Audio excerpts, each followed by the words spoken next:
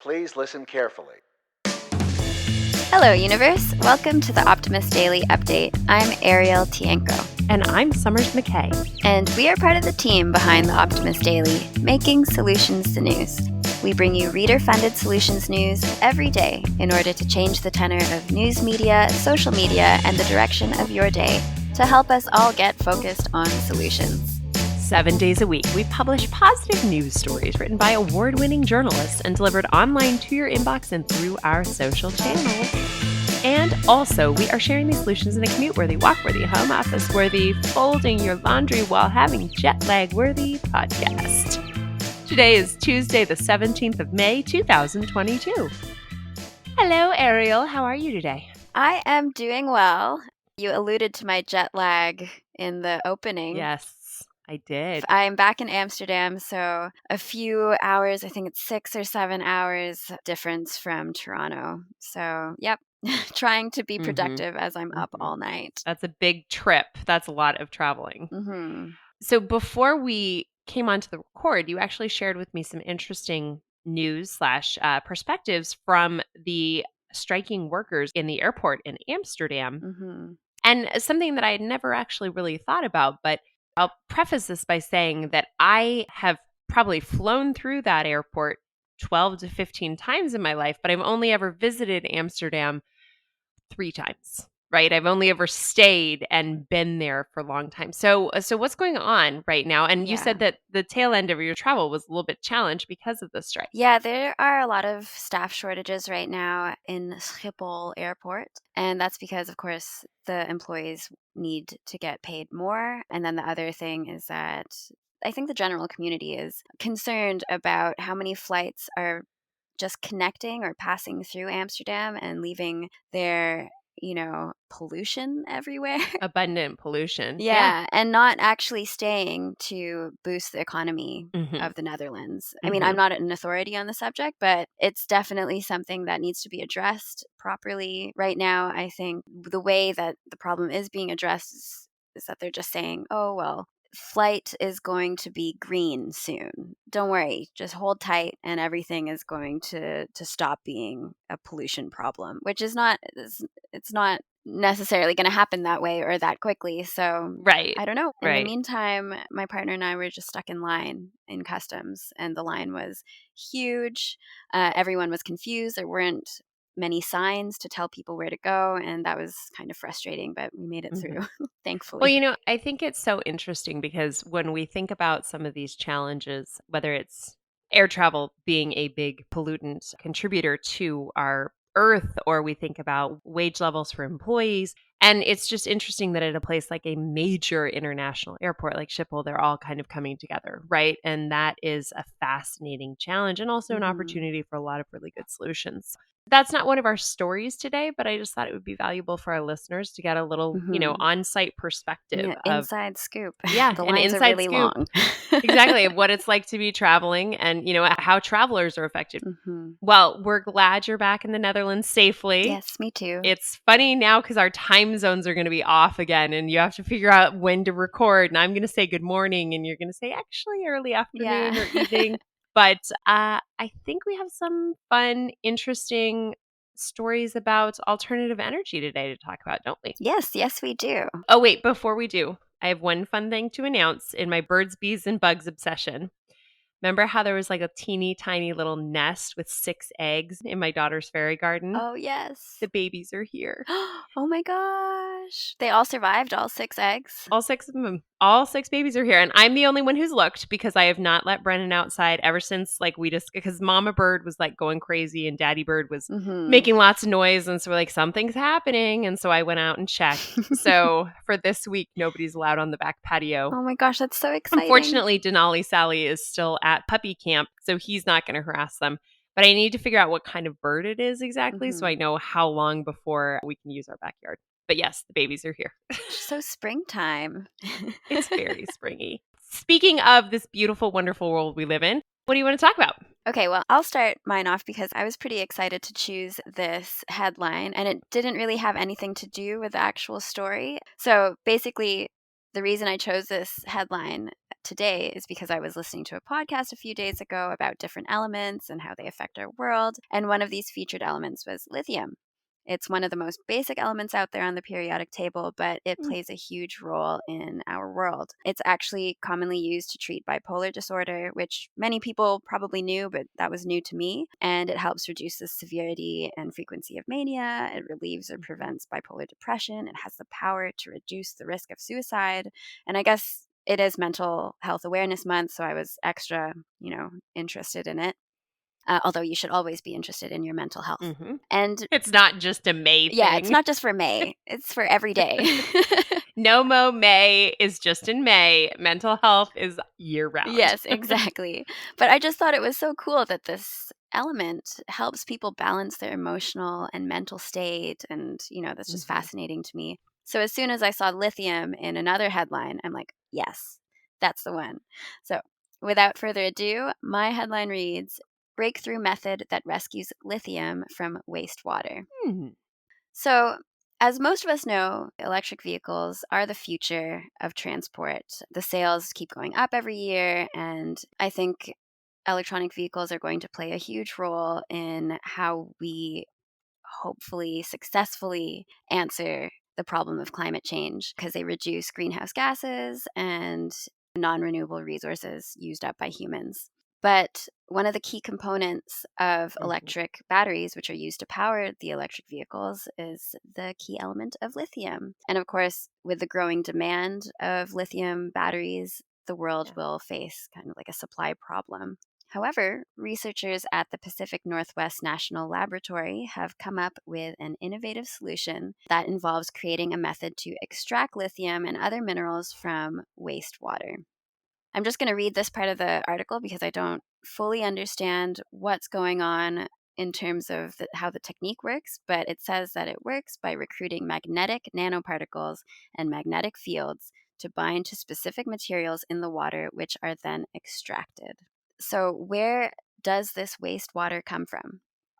The wastewater that's left over from industry and brine from geothermal power systems are sources that could be used in this method. And we've been talking a lot about, geothermal power because of how they relate to heat pumps and how heat pumps are a better way, a more eco-friendly way to heat your home or even cool it down. So using these sources means that there's partial cleanup of the environmentally harmful waste products that are involved in those systems. And right now, the US has over 100 geothermal power plants, most of which are pretty small. And entrepreneurs are currently looking to expand the geothermal power plant presence to make geothermal a larger part of the energy mix and, importantly, move us towards a greener energy system. So with the expansion of these plants comes an opportunity for more sources of lithium. So it kind of solves two problems at once. Now they're looking at whether or not the extraction method is beneficial. So the lab predicts that around 1 trillion gallons of water are produced annually by the US,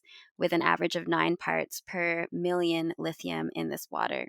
So 34,000 tons of lithium per year could potentially be recovered, which is several times higher than the amount that that the US is currently producing.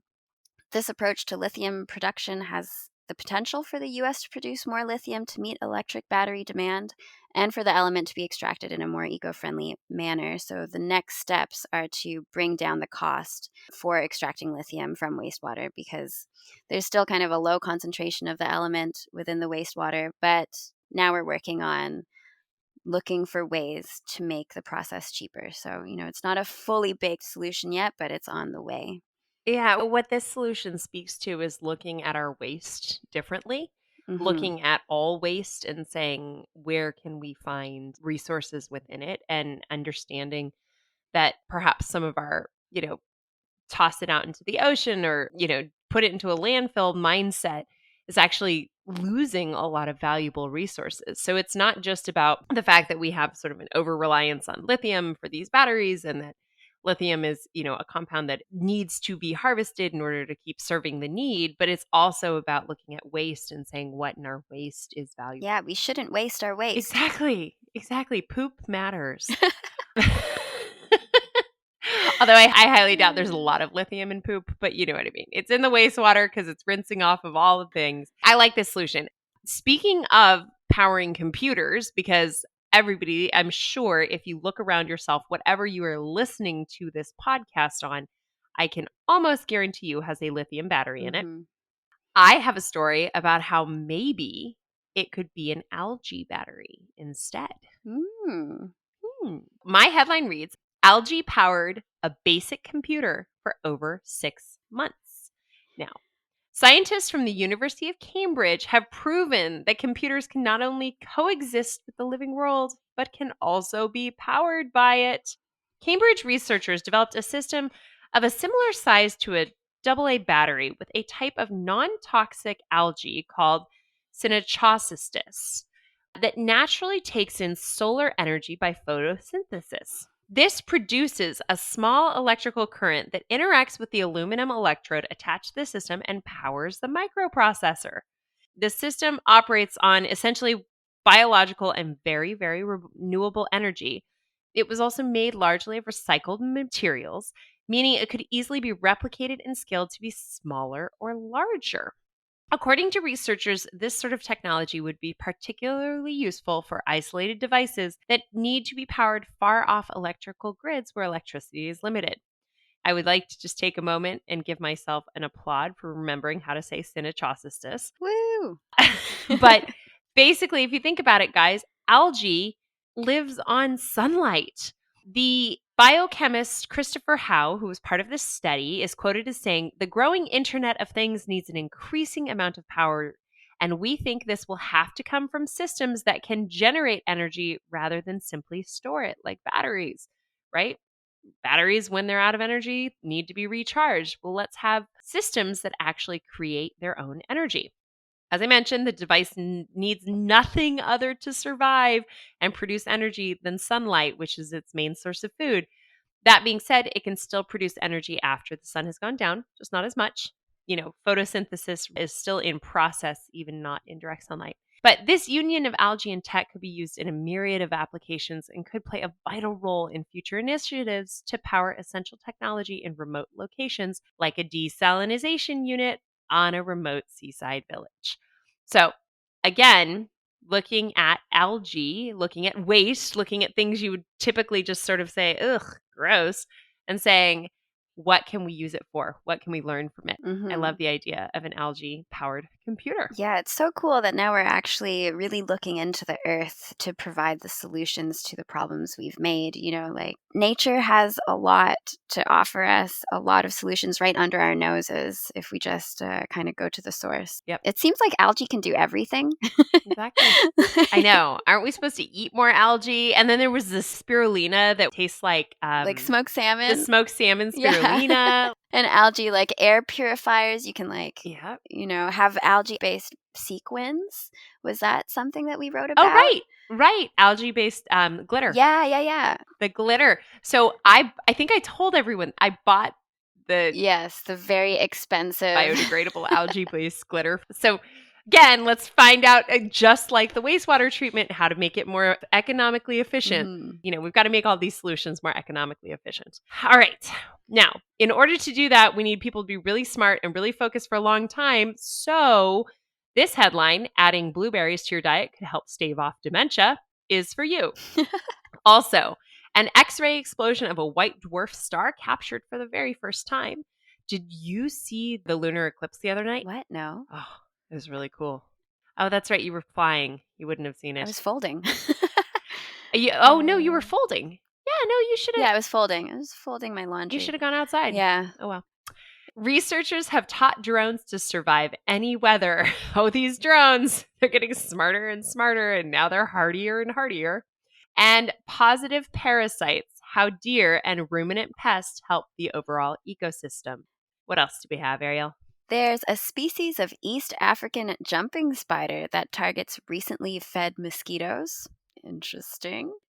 I wish it would target hungry mosquitoes so we'd get them before they eat exactly. Me. I skimmed through that article and they use like the red stomach of the mosquito as kind of like a bullseye. I don't know. Read the article, find out, everybody. Europe may launch a plan requiring solar panels on all public buildings by 2025. That would be amazing. Start a garden journal to promote the health of your personal ecosystem.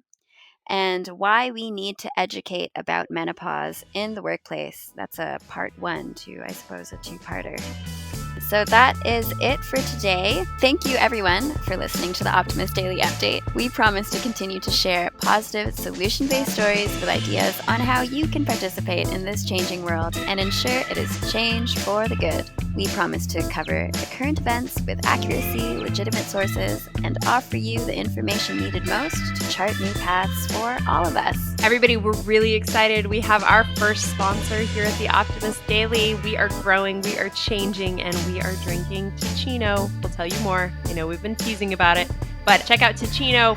Check out our link on theoptimistdaily.com and buy Ticino from there to support us, to support our podcast, and participate in reader-supported independent journalism. Be part of the solution, changing consciousness and addressing our world's biggest challenges with a problem-solving mindset. Everybody, enjoy your podcast. Tell us that you like them. Share us on your socials and help us keep the Optimist Daily free to all who need it, supported by those who can. We'll be back tomorrow with more solutions.